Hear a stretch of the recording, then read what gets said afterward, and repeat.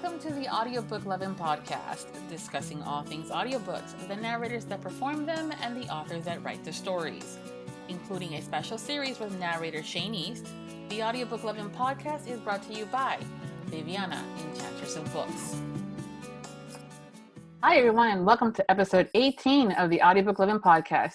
Today I have narrator Connor Crais with me, and we're hanging out. Welcome to the Audiobook Lovin Podcast, Connor. Thank you for having me. So for those that may not know a whole lot about you, why don't we start with you sharing a little bit about yourself, how long you've been a narrator, and how you became one? I have been in the voiceover world for about a decade now. Audiobooks are a little more recent. I did a lot of stage work. I did a lot of Shakespeare, and most of my voiceover work, there have been some commercials in there, but a lot of it was corporate and in particular company benefits. So I would explain a lot about your 401k and your health insurance. And then I would act on stage. And I really enjoyed the voiceover work. I made a good living from it, and it could travel with me when I was on stage. But then I thought it was really ridiculous that the two worlds were completely separate, that I would act and create characters and do drama in one arena, and then in the other, I would do these dry corporate readings. So I was like, well, why don't I try audiobooks? So yeah, that's I guess my origin story. I started online. My first job was for a Belgian company for $100 for a PM Scrum technology. And I know some programming. I know Java, JavaScript, and I still don't know what PM Scrum is. I did this narration. I couldn't make heads or tails of it, but they were very happy with it. And I got made $100. I was like, this is amazing. And I kind of didn't stop from there. Yeah, it's amazing how we can talk about things we have no clue what it's in reference to, but Well, it now sounds good. I would do a lot more research. Now, back then I had no idea what I was doing. So, I put inflections where I thought they made sense, and I made it as conversational as that language could be. So It worked out. But now I would very much do that differently. Yeah. Interesting on the whole corporate thing, because day job for me is corporate world, and we have all these very bad videos sometimes when we're doing some trainings and stuff, but lately they've been better. So now I'm going, hey, have I ever heard you in one of my videos? It's possible. It's totally possible. Yeah. I did a lot of company benefits for a lot of different companies. Wow. Oh. Yeah. It's different, huh, from the romance side of things, huh? Yeah, I would say so. Yeah. I would totally say so. So from corporate world to romance, can you share how you went into that route? Yeah, I was talent scouted by Ava Lucas. She heard something I did online. I actually still don't know what she heard, but she emailed me and she was like, hey, I think you'd be good at this world that I know. And I knew nothing about it. And I was like, I don't know. I'm pretty busy. I don't know. I was nervous for some reason. And so we danced around it for a while. And then finally she didn't take no for an answer. That's Ava. Yeah, exactly. Thank you, Ava. Yeah, I'm really, really glad she didn't.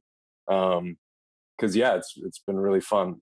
I actually listened to your episode with Tim Page, the last one that you did. And he said he was new, and I was like, if he's new, I'm like a baby.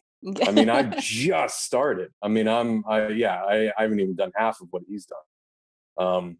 But yeah, it's been really fun dipping my toes in these waters. Yeah. Well, yeah, I mean, Audible says that you currently have about 11, which I'm sure you have a couple other ones that have not populated yet. Yeah, there's a few that I'm in the middle of right now. So definitely new to the game of and the world of romance media. So welcome. Yeah. To the craziness. Thank you. It's been fun. Everyone always goes, welcome, and be careful. It's always a little like, hey, welcome, but we're crazy. There's always like a little like, I'm like, okay, I mean, I've gotten nothing but the nice so far. So it's all good on my end. Yeah, I think it comes from potential, kind of feeling that no one else gets us. And so this is like our tribe, and we see each other and we're we understand why we want us to listen to a certain particular individual as a narrator, or we want to see this Sure. book as an audiobook. And when Yeah. we talk to non-listeners, we kind of get that look of, we crazy? Well, it's really funny though, because Tim said that in the podcast, and it's Mm-hmm. totally true. That if you're not in the world, it doesn't exist. When he said that, I was like, I agreed, and I was also Yeah. like, yeah, it's like Harry Potter. It's like Mm-hmm. there's these worlds of romance wizards that are like right next door that you don't see. But the flip side is, you guys are also the biggest kid on the block, like Yeah. as far as like sales and interest and all that stuff. So it's interesting. I mean, I, in all honesty, I never was involved in romance or interested in romance, but I also didn't look down on it. I wasn't, one of those people like, oh, I just didn't really have much of an opinion about it. Yeah. Well, it's like with everything. Some people like classic rock, other people like jazz, and some Totally, people like totally. rap, Yeah, and yeah, you don't know that there's out there too. I mean, growing up, and I'm, not that old or anything, but we didn't know that there was such a gig available as audiobook narrator.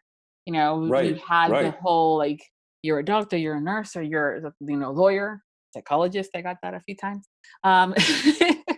There's actually, I have a funny story. My mom asked me, and I remember this, and I don't remember much from when I was really young. I have a terrible memory, but she asked me what I wanted to be when I grew up. I must have been like 4 or 5, something or in Mhm. that range. And I thought very seriously, and I was like, what's my favorite thing? And I looked at her like square in the eye, and I was like, I want to be a cartoon when I grew up. And as a little kid, and I was serious, and I was like, obviously I know I'm not a cartoon. There's some process you go through to become a cartoon. And she's like, she had to inform me that cartoons aren't real. They're Aw. drawings. And I was like crying. I was very upset. Aw. And then I realized a few years ago when I was acting, and Yeah. and I've started in audiobooks, I'm like, I'm not that far away. No. Like there were a lot of steps to get me to where I am now.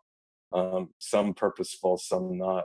But I'm like, I didn't actually stray all that far from that. Mhm. So That's true. yeah, Yeah. You get to be all different sorts of characters depending on which book you're absolutely, narrating. absolutely. So that's awesome. Yeah, it's again something that people don't tend to know a whole lot about unless you're in it or you stumble across it. Um, Totally, but yeah, totally. it's a fun group, honestly, and the community itself is phenomenal. People tend to bring each other up, bring people in. When they have a talent and they find it, like Eva I did mean, in with my you. limited So experience, that's exactly what's happened. cool. Well, I'm So glad. yeah. Glad it's going well too, and that we haven't scared you away. See, and there's the second part of it. Yeah. There's like, it's wonderful, but oh, good Well, thing you're not scared yet. Yeah, yeah. yeah, No. yeah. Exactly. See the 2 points. There's the 2 parts that were Yeah. very nice, but Well, yeah, yeah. No, but it can't, well, I think of it from the other, I think of it from the flip side too, in the sense of, you know, I tend to not be like starstruck or anything like that, which is, I guess, one of the things I'm able to have these conversations with you guys. But at the same time, 20 minutes before I have to dial you, I'm pacing and I have my butterflies. And it's just a whole thing because you guys are like our rock stars. And, you see them in the movies and, like the Beatles were, and people were going literally batshit crazy for them. And nowadays, where people can, I mean, I could just go to Twitter and say, "Hey, Connor," well, So I'm also not even close to some of the people. I apologize for your numbers for this episode. I'm so new. Like, I mean, I have people who follow me already, but it's like, some of the people you've had on this podcast, I'm like, wow, okay, yeah. cool. Well, we all have to Uh, start somewhere. And it's just one of those things where True, I very am a true. firm believer of sharing the love and just showcasing the talent that we have out there, as far as whether they're the author or the narrators, the bloggers and the listeners and the reviewers too. They're all part of this whole awesome community. But yeah, the fans are great. But sometimes it can be a bit much because of all the love that is being given. Totally, And totally. sometimes, like, I don't know how to take this. You know, you have that gift of like, gosh, I don't know things, but Yeah, it's yeah. still a cool Well, it's true. community. I learned that very early. I Hmm. forget who said it. I don't know if it was something I watched or an interview, or of something somebody told me. But they said the only proper response to any compliment ever, any positive attention, is thank you. Yes. Because if you tell them like, no, it means you think they're wrong or stupid for saying it, or the opposite. You're like, yeah, absolutely. Yeah. It's like, well, then you're an enormous secret. Yeah. Well, Yeah. why would you think anything? Yeah. It's just, say thank you, because Mhm. I mean, it is. I mean, it is gratifying. I mean, that was the other thing, getting involved in audiobooks in general, but romance in particular with Ava, where it's like, as an actor, one, you're never really wanted. Like, maybe, I mean, obviously, like bigger stars or whatever, you gain a name, and some of the people that you're talking about. But as an actor, you're always scrounging for something. You're always scrapping for the next gig, the next job. And there's a million other people who will probably be almost as good or just as good, or like very talented people. And it's just saturated with talent and artistry. And you have to scratch for a job. And I went to APAC last year, and I was like, how nice is it to be part of an industry that's growing? Because every other thing I've been involved in, theater, TV, film, even TV and film, they're all dying. They're all not as good as they used to be. Like the heydays were long ago. Not true of audiobooks. The best days, I think, are ahead, and it's exciting to be a part of that. Yeah. And it's also exciting too because since you mentioned the whole being wanted, we want you guys. And there's enough material out there where I can have a Connor for a couple of hours, and then I can have a Shane for a couple more hours, and then I can have a Tim later on in the evening. And I have my options, and everybody, Totally. yeah, and everybody is different. So where I might be completely goo goo gagaing and loving a performance, someone else is like, yeah, but have you heard? Somebody else's name, and I'm like, oh no, do tell. So and the Cool. industry themselves, like I think Tim mentioned it too, where if as you start to build those relationships on the networking, they'll say to the potential client, yeah, look, I can't, I'm slammed, or I don't think I'm the right fit, but there's this other narrator. So you guys pimp each other out in the nicest way. Yes. Well, yeah. Yeah. Totally. So that works out too, and it's not many other occupations that does the same thing. That doesn't make it feel more like a competition, and I have to be number one. In this case, you are number one just based on your talent and the fact that you sound really good. Well, I will give credit. I will give credit to actors, even in the face of how difficult it is. They're very generous, even maybe by necessity. But what's nice is about audiobooks is it doesn't force people into bad situations because the work is growing, which is great. Or at least it feels that way to me. As far as I can tell, that's what the numbers say. No, yes, no, definitely, and it continues to escalate. So that's always good. Job security, honey. Job security. You rarely hear those words. I'll tell you that. Oh, for sure. Like I said, I work corporate. Yeah. Who hears those words anymore? Nobody. No. There's like, on the contrary, I'm like, I have to earn my keep. It's my mantra. It's like, no, it's okay, I'm earning my keep. Speaking of though, how do you prep for a book once you've been cast? So obviously I read through it. As far as making character choices, the first one is the main character. I have to decide who he is. And I'm still playing around with that as far as how far to make him from me. There's various levels of alpha male. The guy that I'm doing right now is a baseball guy, so he's cockier. The first guy I did was like this very serious billionaire type. And then, so once I find that voice, all the other voices are kind of radiate out from that. Including, so the second voice would be usually my co-star. I try and get a sample of hers, and I don't try and mimic exactly what she's doing, just trying to get the flavor, because you and Tim talked about that too, about, I think it was the Tim podcast about female voices. And it's just, learning that language of like, you want to hint at it, but you don't want to be it, which is usually not the case in acting. You usually want to be it. You want to be the thing. But I think narration's a little bit different, where it's like it actually takes you out of the story if I jump too far into trying to be a woman. It's just I think that's incongruous. But I'm also still learning too. I'm also playing with stuff. And then you radiate out from there and decide on other characters. You can kind of change the technical. Usually I just go by gut feeling, by what a character I feel is. Usually the voice will come out. If I have to try and finagle it, if there's two guys that are kind of similar, you can change four things really with your voice. This is what my voice teacher taught me: pitch, pace, power, and quality. Power is volume, so you can't really change that very much in narration. You don't want to go too loud or too soft, although you can go pretty soft with a microphone. The pitch, pitch too, like I think that's what makes female voices so difficult. You don't want to go too high in pitch because that's kind of incongruous.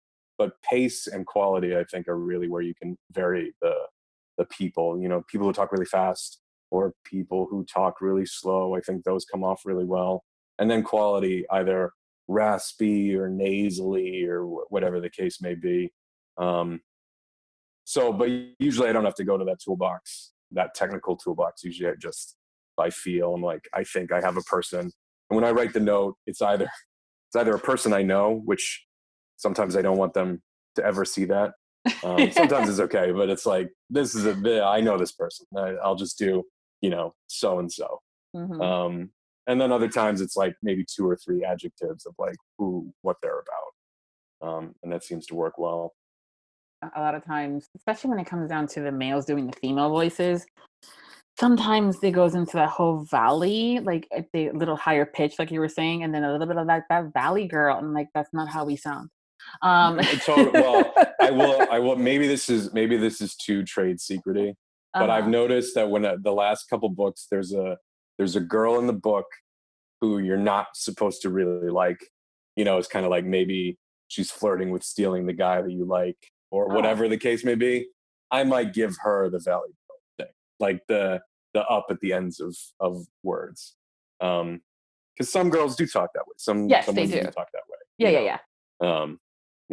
It's also nothing wrong with the way, I have taught acting a few times, and I always tell people, like, there's literally nothing wrong with the way that you communicate. There's nothing wrong with anything that you do. It's just when you're acting, it's like, does that serve the story?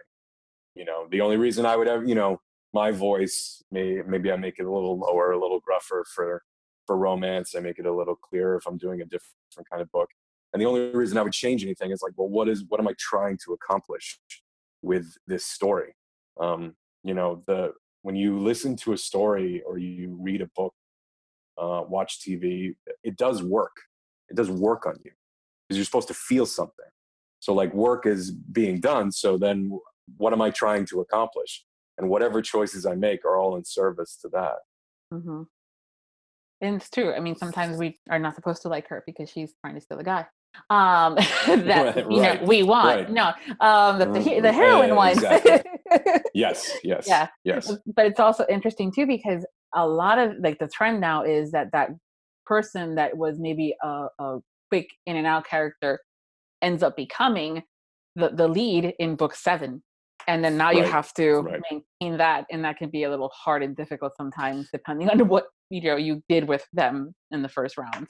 Right. Well, hopefully, I mean, so far I've been lucky enough that I've gotten the series. I've been able to at least look at all the books, so I know who the characters are, who the main people are. But that's a great point. You're in fact, the series that I'm working on now, the guy that I had was just one part. But it's funny, even before I looked at it, I was like, this dude's coming back. Yeah, you can kind of tell sometimes. I was like, this is an attractive baseball player. Oh, it's just a friend who showed up. And it's like, I've been having lady trouble. It's like, oh, you're having lady trouble. I wonder if that would make a good romance book. Yeah. So it's like, I knew immediately. And then I looked at the next book and was like, yeah, there he is. Yeah. Yeah. I've been lucky enough, but I know there's going to be some series, hopefully, that I do someday.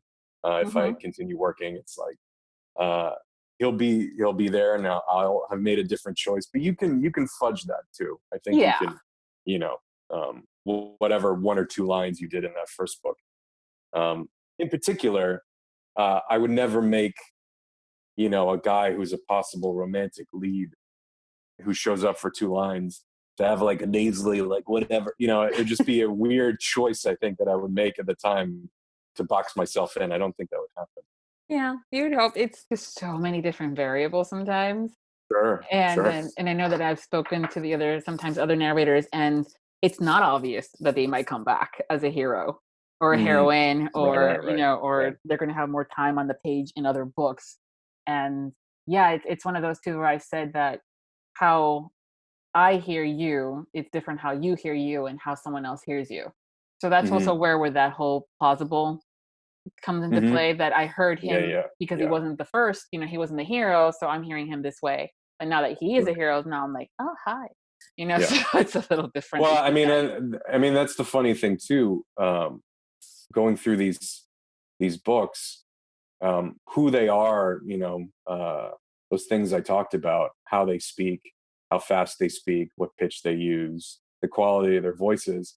But then the emotion changes too, and that obviously changes the voice. And so moving from, you know, they're just a side character in this one book who said a couple of things, and it's probable that it wasn't the height of emotion if they were just a side part.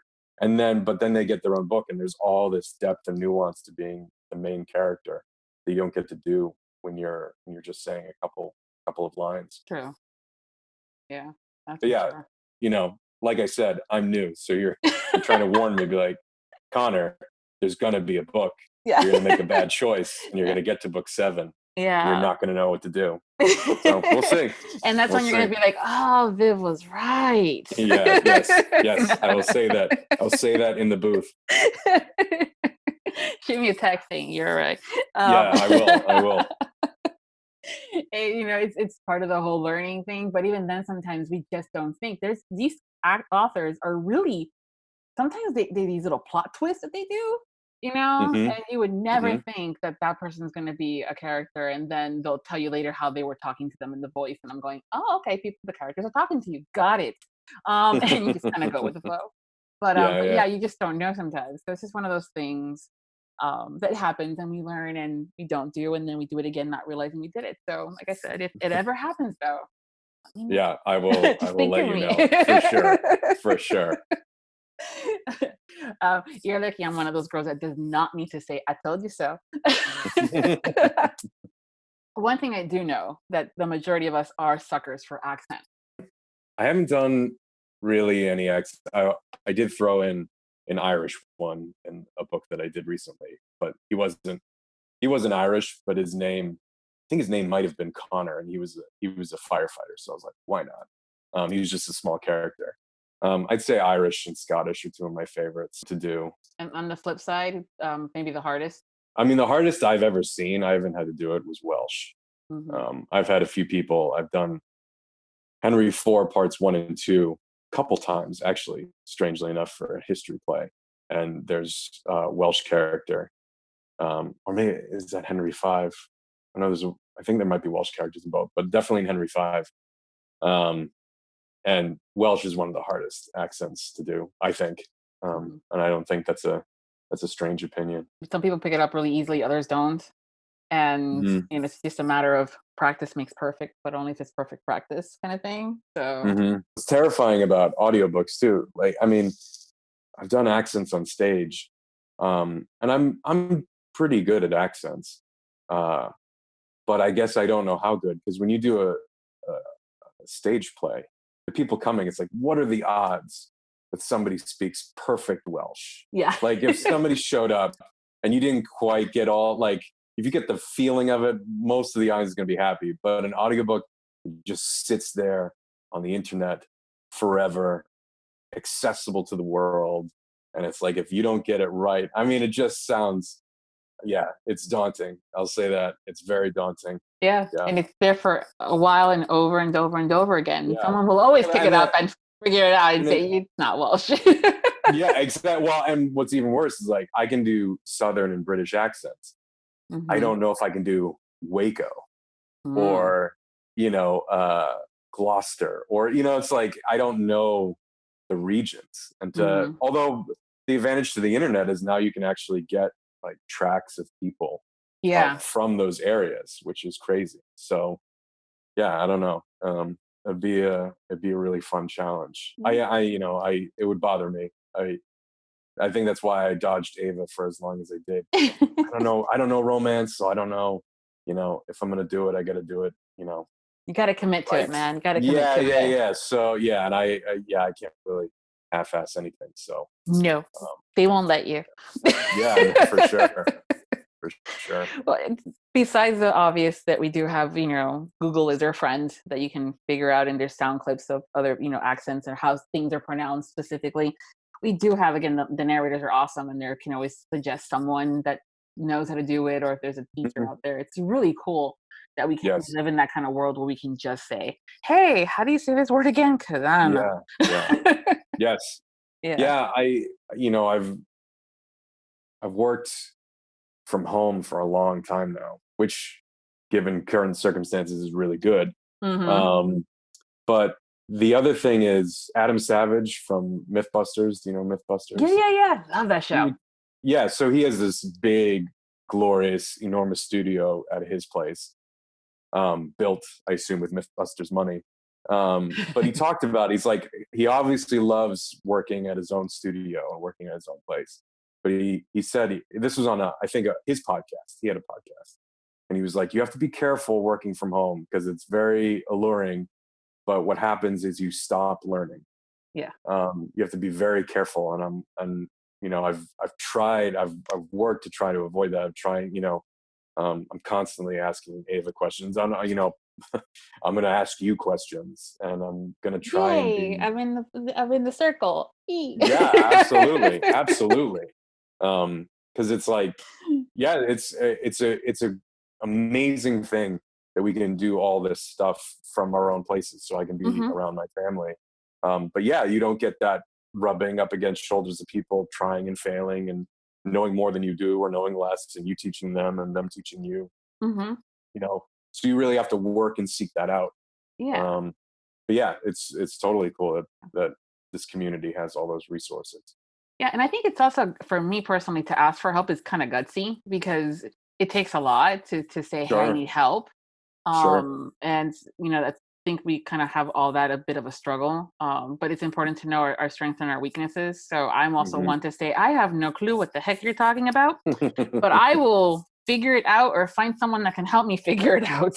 And I think that's what makes people, not only obviously like you as a coworker and as a part of a team, but as well as a person, because you don't need to know everything. I don't want you to know everything. I want you to be flexible to learn and willing to learn. That's Hmm. also a good Right. thing.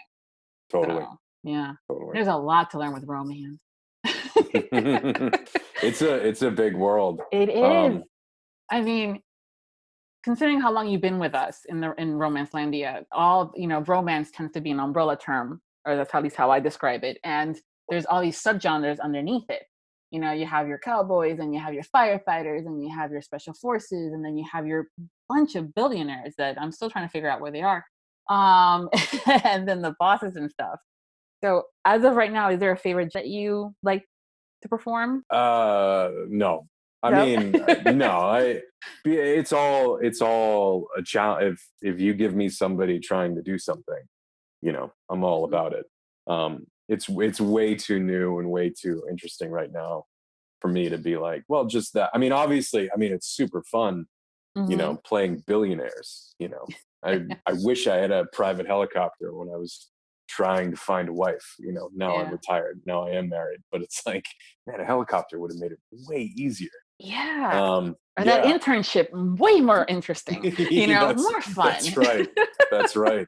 But no, I mean, it's all these playing these firefighters. It's cool. I mean, it's Yeah. super cool.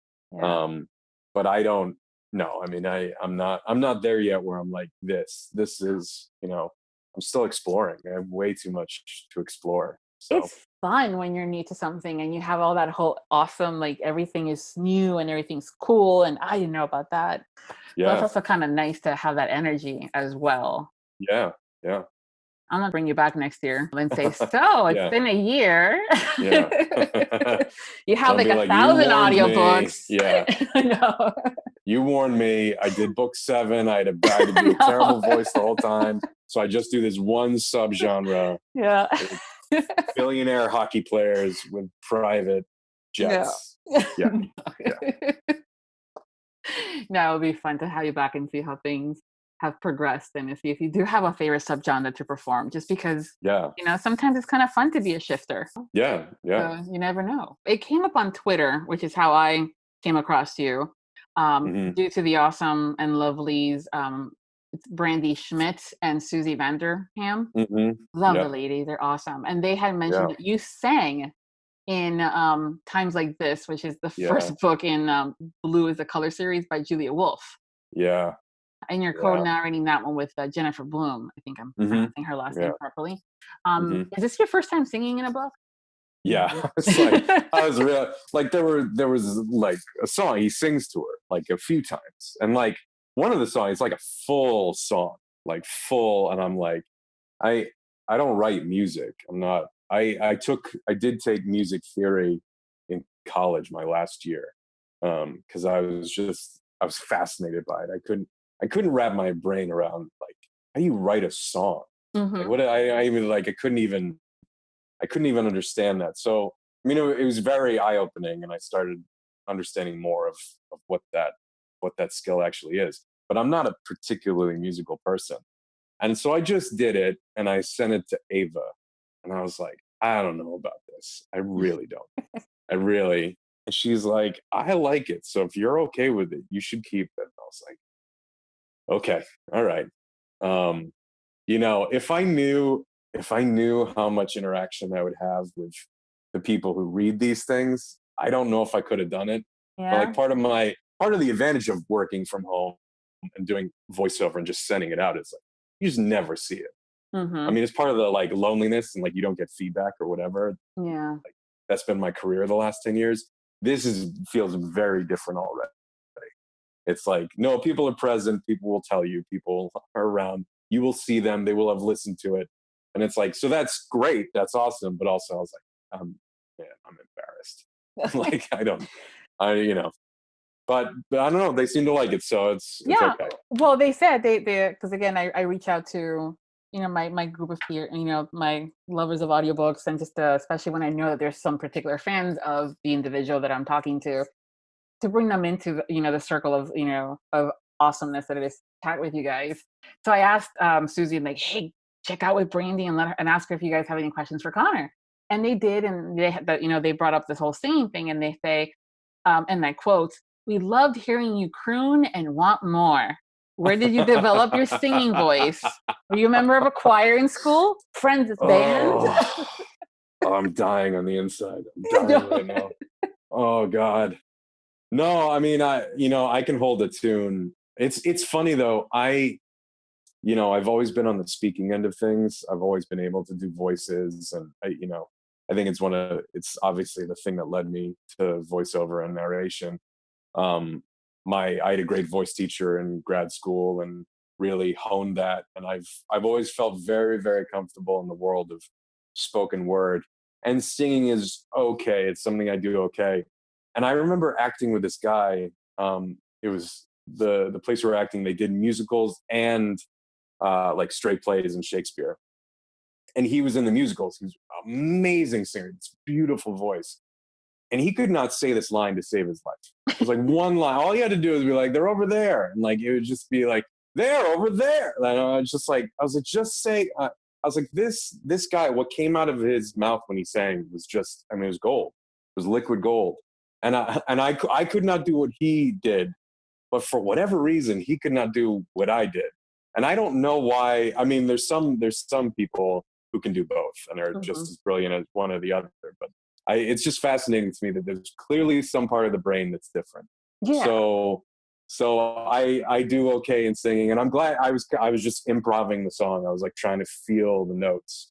And I guess going back to my old music theory class where you move in thirds and fifths and then come back to tonic, which I didn't even know if I came back to tonic when I was singing that song. So. Well, they liked it. They want more. Well, that's good. So you I'm make it super pleased by that because I was really, really not confident about that. So that makes me happy that they liked it. Yes. Be prepared that if anybody asks, hey, is there a narrator that can sing too? They're going to start, Man. They're going to be like, Connor!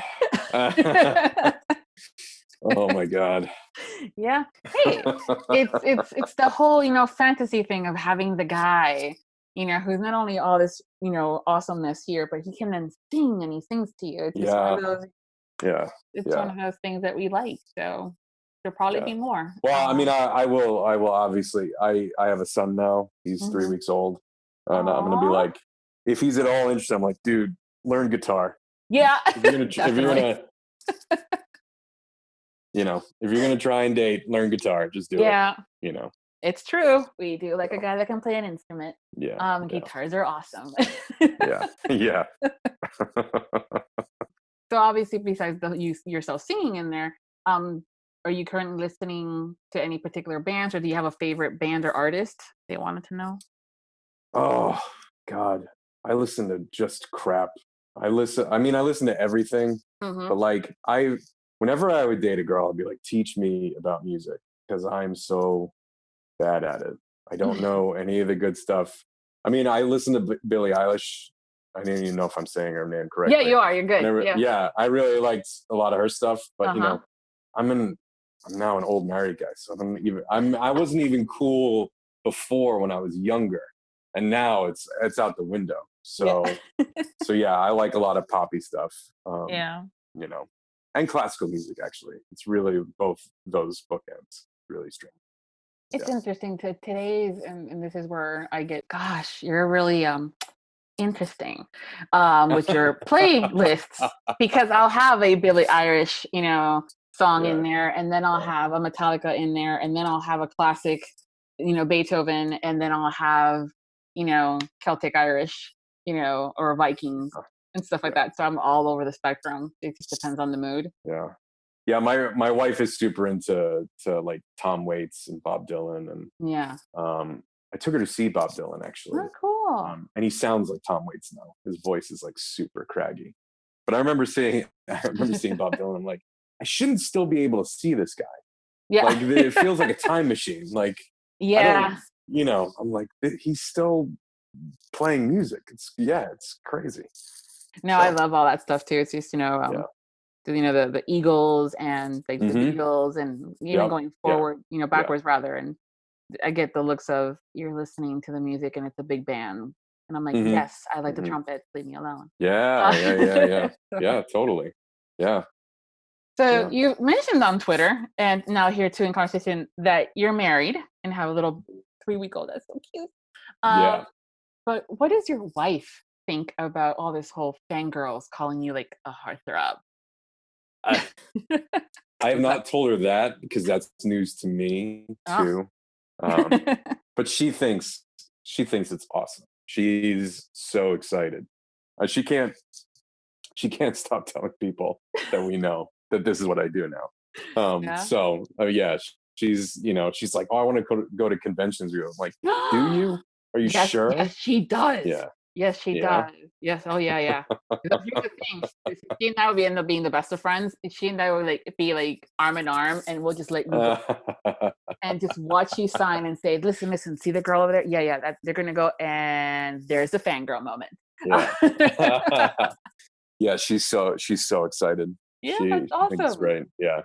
I mean, it's funny. She's not big on reading romance. She has a friend that is. But she's always interested in boys and girls getting together, as I call it. Anytime, like if I'm watching a sci-fi or action movie, if there's a part where a boy and a girl are talking about maybe getting together or thinking about it or looking like they might, she'll stop what she's doing to watch. So, I mean, it's actually really surprising to me. She's not knee deep in this romance. Yeah. Well, sometimes it takes the right story to get you hooked. It's one of those, Or Viviana, the right narrator. perhaps somebody that you're married to. I would hope, maybe. If I can't interest my wife, I don't know. But then you can use that when, you guys are in a fight. Well, you know what? Susie thinks I'm hot. No. I'll go on Twitter right now. Now. Yeah. Yes, exactly. Like I told mine, I'm like, I want to go talk to Connor now. Okay. Like, who are you Totally. texting? And I'm like, Shane. No, but it's, yeah, it's sometimes it happens. Like I've had friends that have not been readers at all. And they they did not look down on romance or anything. They just, nothing caught their attention. And again, similar to what you said, I'm like throwing books at them and like, you love me, you should read something. Yeah. And it didn't happen. So it's a matter of having that, okay, well, what do you like? Do you like, things that, like shifters or vampires? Do you like the cowboys and stuff? And kind of finding that niche that they like. Yeah. And then they'll do it. I think it's kind of, I kind of find it kind of cool that she's not into it, because even though with you, because we hear you talk all the time from a significant other perspective. Your guys are like a novelty. You're like, oh yeah, but if I had to talk to you all the time, I'd be like, yeah, listen, I know you're cute and you sound hot, but go do the okay. Totally. You're trying to do the diapers at 3:00 in the morning. Go, use your voice of singing to quiet him out. Yeah, exactly.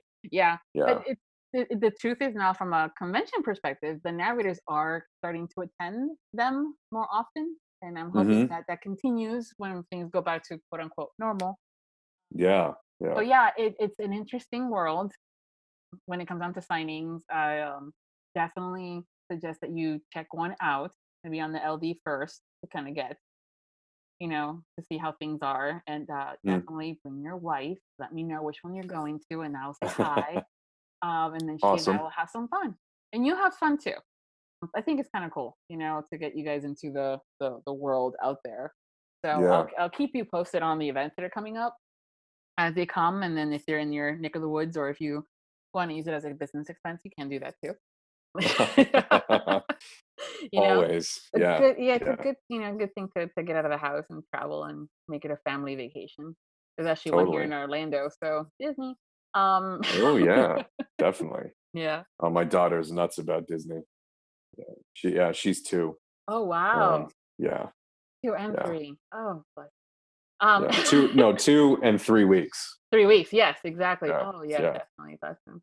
So what are you drinking? Yeah. I need more scotch now. I finished this already. Oh goodness, yeah. See, it's not so bad, right? No. I'm not scaring you off yet. No. See, but there it is. We're so nice coming to the convention, but don't be scared. And it's like, well, why? If I don't have to be scared, why would you always follow it up with "Don't be scared"? So that is a good point. I see what you're saying. I'm not selling it properly. I just think also too that for me, people tend to think I'm an extrovert. I'm totally an introvert though. So it takes a lot for me to do things when it comes down to like events and stuff like that. And it's just that excitement, and also that whole like, oh, they're gonna know it's me, and maybe I'm gonna disappoint them, and this is not what they were expecting. I give good phone, as the saying goes. But it's different when you're face to face. So that's also sometimes where I say that the fangirl moment happens. And to some people, they love it. And other people, it can be a little bit intimidating, to have the people jumping up and down and going, oh my God, that's Connor, or that's Ava, and, and stuff like that. And it's just, it happens. So I try to be that voice of, it's going to be awesome. Don't freak out. Okay. Have a buddy system. Come up with a code. We'll bail you out in the moment. Yeah. But it's kind of cool that she'll find a book, and or if anything, we can always catch up offline, and just you let me know what she likes, or I can get with her and see what she likes and have some fun with getting her more involved in the world. Or that'd be fun. Yeah, I think it would be. I know that you're still relatively new, but have you received any equivalent of like a fan letter or fans telling you how awesome you are and what a I mean, people have said really nice things online, which has been very nice. Ava has kind of warned me. She was like, this is going to be a thing. I was like, oh, what does that mean? And she's like, just be ready. It's going to be a thing. I was like, well, that'd be nice. She's like, yeah.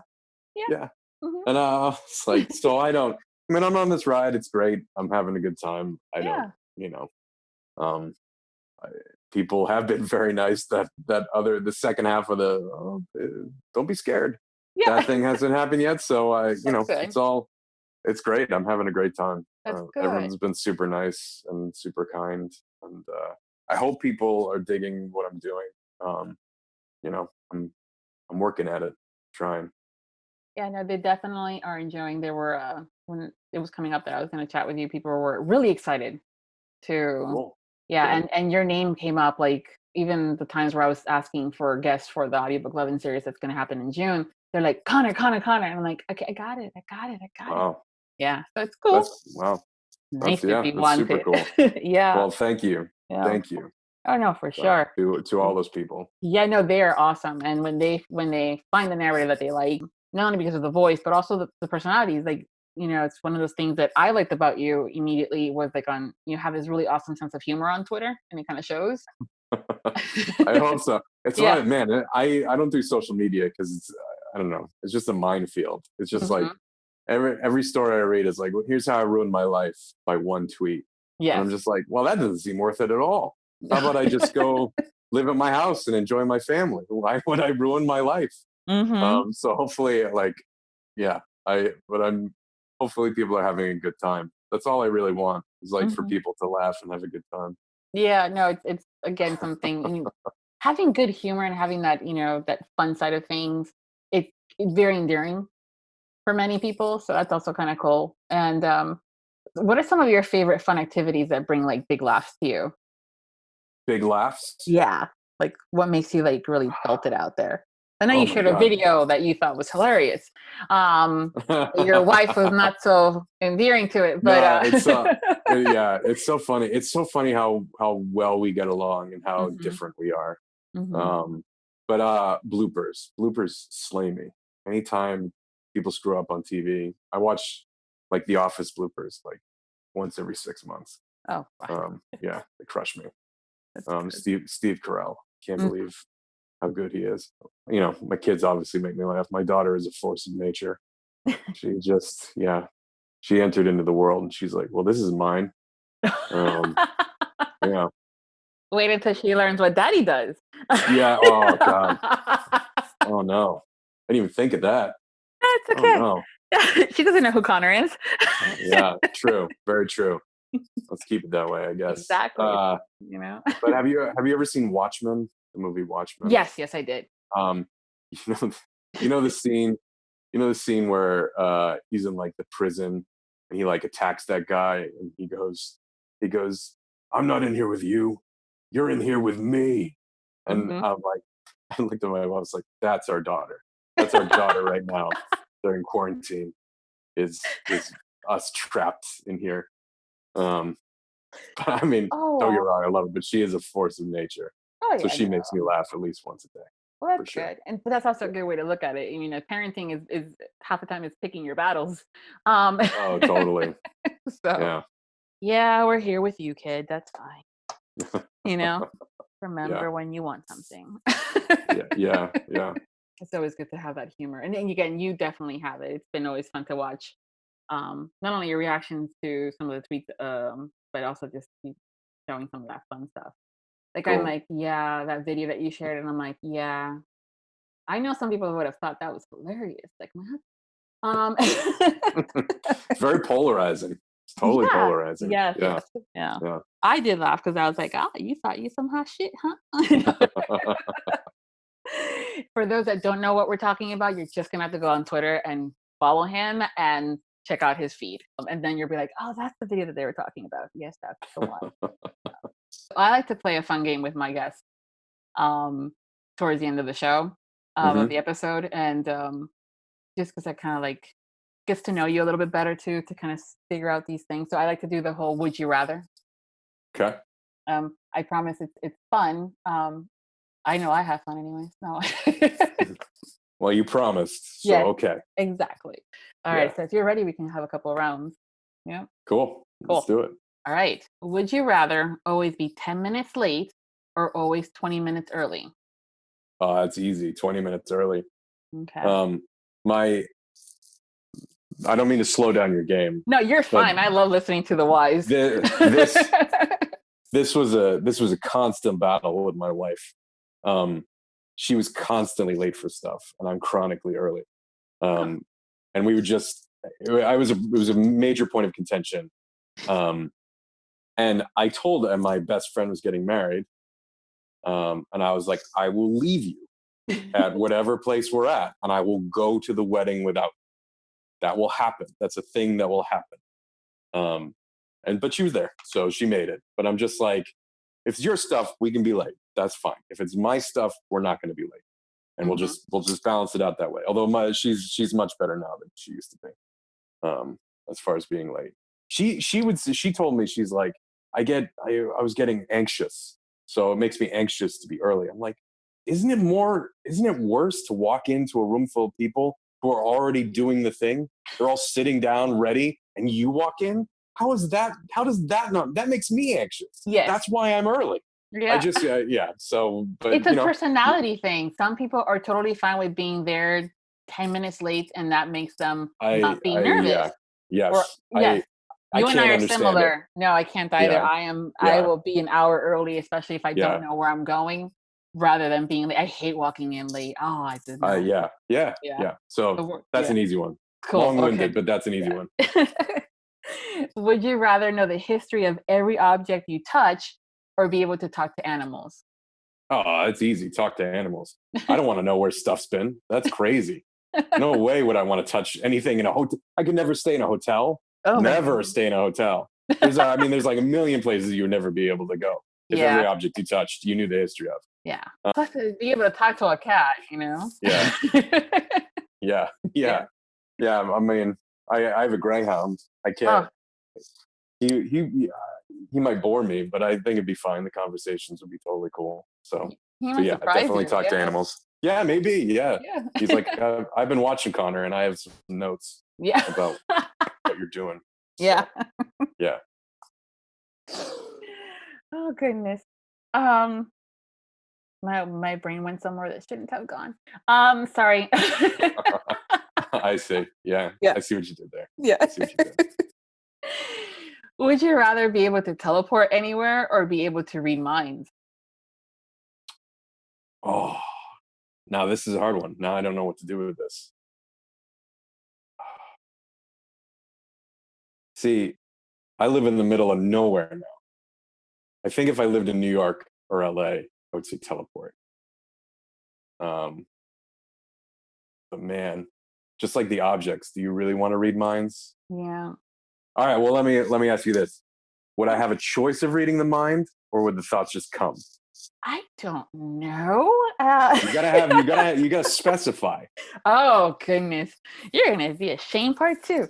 I guess most of the time it's almost like a True Blood thing. It kind of pops into your head out of nowhere. So I don't control it. You don't control it, no. Then teleport. Okay, got it. Yeah. But if you could control it, you would be more inclined to having it. Yeah. Okay. I guess there's a benefit to it, but yeah. Are you kidding? I mean, you'd crush in business. Every negotiation. Yeah. You win every negotiation. Well, until people found out you can do it, and then that's another movie. Well, but you have to, yeah. You have to make sure nobody found out. Yeah, but though, to be able to teleport and go get that, like you mentioned New York, like that pizza from up north, Oh my God. Exactly. I wish I could say. I mean, one of the reasons I never moved to LA is I don't think I know I could never deal with the traffic. Yeah, exactly. Yep. Couldn't do it. Nope. Yeah. So there's perks to things. Yeah, but if I could teleport, I'd probably be there. Yeah, maybe. Exactly. Be easier to travel, that's for sure. Especially you with kids now. Yeah. Would you rather never have to clean a bathroom again or never do dishes again? Probably a bathroom, I guess. Dishes is a good opportunity to listen to audiobooks or a podcast. Okay. So, yeah. Although I guess you can do the same with the bathroom, but bathrooms are gross. Yeah. true. Well, since you're a superhero fan, would you rather be able to control fire or water? I mean, fire is definitely more flashy, um, but I feel like the water would be more useful. Hmm. Well, I'm a dad. I'm married. I'll be more useful. Water. Okay. Yeah, we're on well. I got to figure out if we lose power, we got to get water here. So Yeah, if I could just exactly. do it, then I wouldn't have to worry about it. Yeah, So and then totally be the hero all the time. Yeah. yeah, exactly. Yeah. Would you rather be invisible or fast? Mm, fast.